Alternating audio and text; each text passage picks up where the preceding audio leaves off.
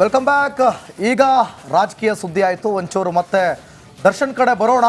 ಇದು ಅಪವಿತ್ರ ಸಂಬಂಧದ ಬಿಗ್ ಎಕ್ಸ್ಕ್ಲೂಸಿವ್ ಸುದ್ದಿ. ಆದರೂ ಪೊರ್ಕಿ ಬುದ್ಧಿ ಕಲಿತಾ ಇಲ್ವಾ ಅಂತ ಇಲ್ಲಿ ಜೈಲಲ್ಲಿ ಇದ್ರೂ ಕೂಡ ಮದ್ದಾನೆಯನ್ನ ಎಲ್ಲಿ ಪಳಗಿಸ್ಬೇಕು ಅಲ್ಲಿ ಪಳಗಿಸ್ತಾ ಇದ್ರು ಕೂಡ ಇನ್ನೂ ಬುದ್ಧಿ ಕಲಿಲಿಲ್ವಾ ಅಂತ. ಈಗಲೂ ಕೂಡ ಪವಿತ್ರ ಮತ್ತೆ ದರ್ಶನ್ ಭೇಟಿ ಆಗ್ತಿದ್ದಾರಂತೆ. ಎಲ್ಲಿ ಭೇಟಿ ಆದ್ರೂ ಗೊತ್ತಾ? ಹಾಗಾದ್ರೆ ಇಬ್ಬರ ಮೀಟಿಂಗ್ ಸ್ಪಾಟ್ ಯಾವುದು ಗೊತ್ತಾ? ಅದಕ್ಕೆಲ್ಲ ರೀತಿ ಸಹಾಯ ಸಿಗ್ತಾ ಇದೆಯಾ? ಜೈಲಲ್ಲೇ ಸೀಕ್ರೆಟ್ ಆಗಿ ದರ್ಶನ್ ಮತ್ತು ಪವಿತ್ರ ಭೇಟಿ ಆಗ್ತಿದ್ದಾರಾ? ಜೈಲಿನ ಆಸ್ಪತ್ರೆಯಲ್ಲಿ ಇಬ್ಬರು ಗುಪ್ತವಾಗಿ ಮಾತುಕತೆ ನಡೆಸಿದ್ದಾರಾ? ಕದ್ದು ಮುಚ್ಚಿ ಭೇಟಿಯಾಗಿ ಮಾತನಾಡಿದ್ದಾರೆ ಎನ್ನುವಂಥ ಡೀಟೇಲ್ಸ್ ಸದ್ಯಕ್ಕೆ ಸಿಗ್ತಾ ಇರೋದು. ಹಾಗಾದ್ರೆ ಇಬ್ಬರನ್ನು ಭೇಟಿ ಮಾಡುತ್ತಿರೋ ಅಧಿಕಾರಿ ಯಾರು? ಸುಮ್ಮನೆ ಭೇಟಿ ಮಾಡ್ಲಿಕ್ಕೆ ಆಗೋದಿಲ್ಲ, ಯಾರಾದರೂ ಒಬ್ರು ಸಹಾಯ ಮಾಡಿರಲೇಬೇಕು. ಇದಕ್ಕೂ ಕೂಡ ಡೀಲ್ ಮಾಡಿಕೊಂಡ್ರ ಜೈಲಾಧಿಕಾರಿಗಳು. ಹಾಗಾದ್ರೆ ವಿಜಯಲಕ್ಷ್ಮಿ ನೋಡಿದ್ರೆ ಅಲ್ಲಿ ಹೋಮ ಹವನ ಮಾಡಿಕೊಂಡು ಯಾವುದೇ ಕಾರಣಕ್ಕೂ ಪವಿತ್ರ ಮತ್ತೆ ದರ್ಶನ್ ಮತ್ತೆ ಸೇರಬಾರ್ದು, ಅಲ್ಲಿ ಮೀಟ್ ಆಗಬಾರ್ದು ಅಂತ ಎಲ್ಲ ಜೈಲಾಧಿಕಾರಿಗಳಿಗೂ ಶಿಸ್ತುಬದ್ಧವಾಗಿ ಹೇಳಿ ಬಂದರು. ಅದಕ್ಕೆಲ್ಲ ರೀತಿ ವ್ಯವಸ್ಥೆ ಮಾಡಿಕೊಂಡ್ರು ಕೂಡ ದರ್ಶನ್ ಹೆಂಡತಿಯಾಗಿ ಏನೆಲ್ಲ ಕರ್ತವ್ಯವನ್ನು ಮಾಡಬೇಕು ಭಾರತೀಯ ನಾರಿಯಾಗಿ ಅದೆಲ್ಲ ಮಾಡ್ತಾ ಇದ್ರು ಕೂಡ ಇವರಿಬ್ಬರು ಭೇಟಿ ಆಗೋದು ತಪ್ತಾ ಇಲ್ಲ. ಅದಕ್ಕೆ ಅಧಿಕಾರಿಗಳ ಸಾಥ್ ಬೇರೆ, ಅದಕ್ಕೂ ಡೀಲ್ ಮಾಡಿಕೊಂಡ್ರ ಅನ್ನುವಂಥ ಪ್ರಶ್ನೆ ಈಗ. ಓಕೆ, ಇದರ ಬಗ್ಗೆ ಕೆಲವು ಇಂಪಾರ್ಟೆಂಟ್ ಪಾಯಿಂಟ್ಸ್ಗಳ ಮುಂದೆ ಆಸ್ಪತ್ರೆಗೆ ಅಂತ ಬಂದರೆ ಅಲ್ಲಿ ಭೇಟಿ ಮಾಡೋದು ಸುಲಭ ಅಂತೆ. ಆಮೇಲೆ ನಮ್ಮ ನಾಗರಾಜ್ ಹೇಳ್ತಾ ಇದ್ರು ಹಂಗೆಲ್ಲ ಮಾಡೋಕ್ಕೆ ಬಿಡಲ್ಲ ಸರ್, ಅದು ಹೆಂಗೆ ಅಂತ ಕೇಳ್ತಾ ಇದ್ದಾರೆ. ಕೆಲವರ ಯಾವುದಾದ್ರೂ ಸಪೋರ್ಟ್ ಇರುತ್ತೆ ಅಲ್ಲಿ. ಈಗ ಒಳಗಡೆ ಎಂಥ ಖತರ್ನಾಕ್ಗಳು ಕೂಡ ದುಡ್ಡು ಕೊಟ್ಟರೆ ಅಡ್ಜಸ್ಟ್ ಮಾಡ್ತಾರೆ. ಇವರ ಫ್ಯಾನ್ಸ್ಗಳು ಇರ್ತಾರೆ ಕೆಲವರು, ಸರ್ ಮಾಡೋಣ ಸರ್, ಬನ್ನಿ ಸರ್ ಹಿಂಗೆ ಮಾಡೋಣ ಅಂತೇಳಿ ಇರ್ಬೋದು. ಆಸ್ಪತ್ರೆ ಬಳಿ ಯಾವುದೇ CCTV ಇರೋದಿಲ್ವಂತೆ, ಇದ್ದರೂ ಕೂಡ ಆಸ್ಪತ್ರೆಗೆ ಬಂದಿದ್ದು ಅಂತ ಹೇಳ್ಬೋದಂತೆ.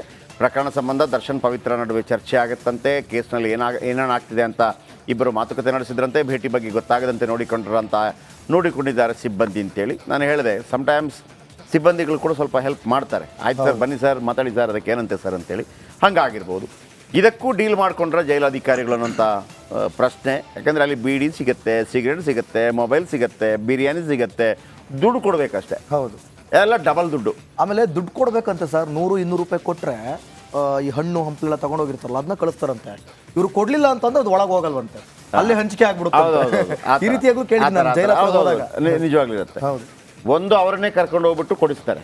ಅಂದರೆ ಅವ್ರ ಹತ್ರಕ್ಕೆ ಹೋಗ್ಲಿಕ್ಕಿಲ್ಲ, ಅವ್ರು ಬರ್ತಾರೆ.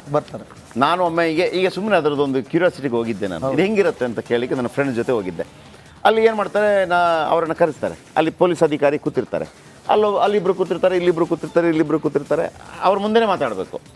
ಆಮೇಲೆ ನಮಗೆ ಸ್ವಲ್ಪ ಸಪ್ರೇಟ್ ಬೇಕು ಅಂತಂದರೆ ಅವರು ಸ್ವಲ್ಪ ಅಡ್ಜಸ್ಟ್ ಮಾಡಿಕೊಡ್ತಾರೆ. ಪರವಾಗಿಲ್ಲ ಸರ್, ಅಲ್ಲಿ ಕೂತ್ಕೊಂಡು ಮಾತಾಡಿ ಅಂತ ಹೇಳ್ಬಿಡ್ತಾರೆ.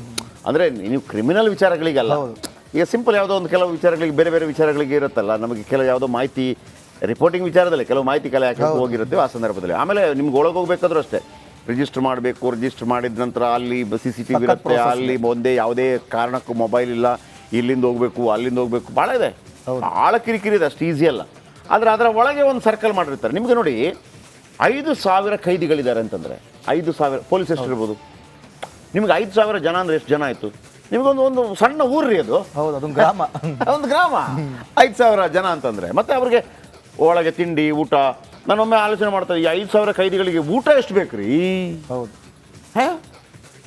ಒಂದು ದೇವಸ್ಥಾನಕ್ಕೆ 2,000 ಜನ ಬರ್ತಾರೆ. ಒಂದು ಸಣ್ಣ ಪುಟ್ಟ ದೇವಸ್ಥಾನಕ್ಕೆ ಇಸ್ಕಾನಿಂದ ಊಟ ಬರುತ್ತಂತೆ ಸರ್, ಅಲ್ಲಿ ಹೇಳ್ತಾ ಇದ್ರು. ಅಲ್ಲ, ಒಳಗೂ ಮಾಡ್ತಾರೆ, ಇಸ್ಕಾನು ಕೊಡುತ್ತೆ. ಅಂದರೆ ತುಂಬ ಇದಾದಾಗ ಒಂದು. ಓಕೆ, ಇದರ ಬಗ್ಗೆ ನವೀನ್ ಹೆಚ್ಚಿನ ಮಾಹಿತಿ ಕೊಡ್ತಾರೆ. ನವೀನ್, ಒಂದು ಡೌಟ್ ನನಗೆ, ಅಂದರೆ ಇವತ್ತು ಇಲ್ಲಿ ನಾಗರಾಜ್ ಜೊತೆ ಕೂಡ ನಾವು ಕೆಲವು ಮಾತಾಡ್ತಾ ಇದ್ವಿ. ಆ ಥರ ಅವಕಾಶ ಇರುತ್ತಾ ಆಸ್ಪತ್ರೆಗೆ ಭೇಟಿಯಾಗೋದಕ್ಕೆ ಮಹಿಳೆಯರಿಗೆ, ಪುರುಷರಿಗೆ? ಆ ಥರ ಇರುತ್ತಾ? ಏನು ಹೇಳ್ತಾರೆ ಅಲ್ಲಿಯ ಏನು ನಿಮಗೆ ಬಂದಿರೋ ಮಾಹಿತಿ ಪ್ರಕಾರ? ಜೈಲಾಧಿಕಾರಿಗಳು ಆಮೇಲೆ ಸಿಬ್ಬಂದಿಗಳು ಸ್ವಲ್ಪ ಅಡ್ಜಸ್ಟ್ ಮಾಡೇ ಮಾಡ್ತಾರೆ. ಸ್ಟಾರ್ ಅಂತ ಹೇಳುವಾಗ ಸ್ಟಾರ್ ಆದ ಕಾರಣಕ್ಕಾಗಿ ಹೈಲೈಟ್ ಆಗುತ್ತೆ, ಇಲ್ಲಾಂದರೆ ಹೈಲೈಟ್ ಆಗಲ್ಲ. S, any update?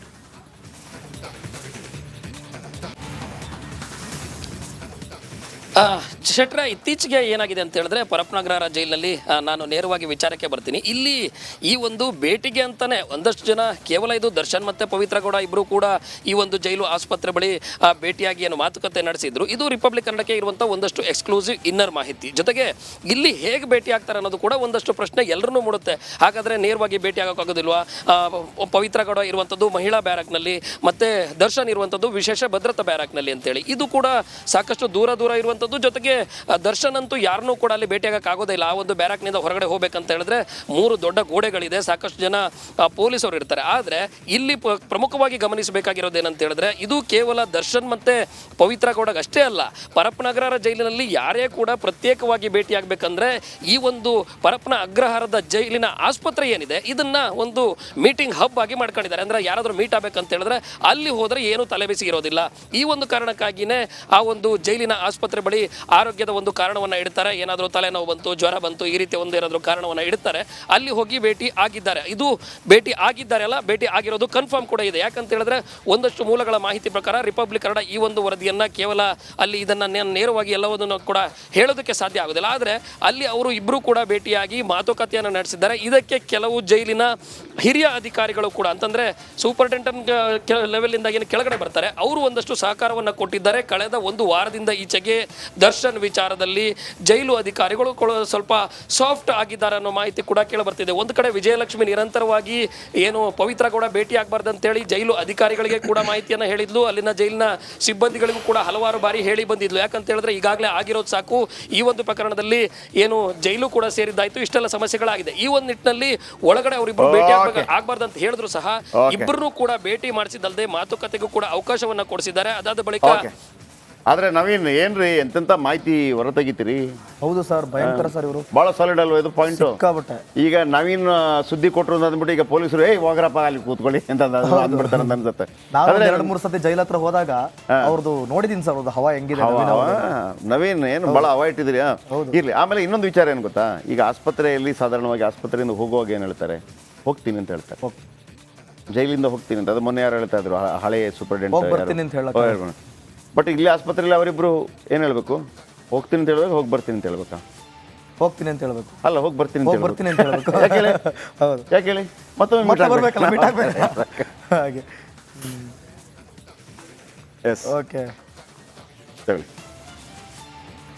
ನೋಡಿ, ದರ್ಶನ್ ಕೊಲೆ ಆರೋಪ ಹೊತ್ತರು, ಪವಿತ್ರ ಭೇಟಿ, ಅದು ಇದು ಮತ್ತೊಂದು ಮಗದೊಂದು ಸರ್. ಆದ್ರೆ ಈಗ ಎಲ್ಲೋ ಒಂದು ಕಡೆ ಮಾಜಿ ಜಿಮ್ ಟ್ರೈನರ್ ವಿಶ್ವಾಸ್ ಗೌಡ ರಿಪಬ್ಲಿಕ್ ಕನ್ನಡಕ್ಕೆ ಮಾತನಾಡಿದ್ದಾರೆ.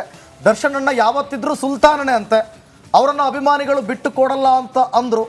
ಆ ಕುರಿತ ಒಂದು ಸ್ಪೆಷಲ್ ರಿಪೋರ್ಟ್ ಇದೆ, ನೋಡೋಣ.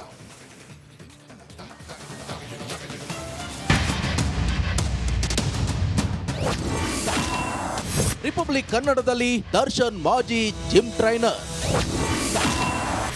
ಸ್ಯಾಂಡಲ್ವುಡ್ಗೆ ಅವರೇ ಸುಲ್ತಾನ ವಿಶ್ವಾಸ್ ಗೌಡ.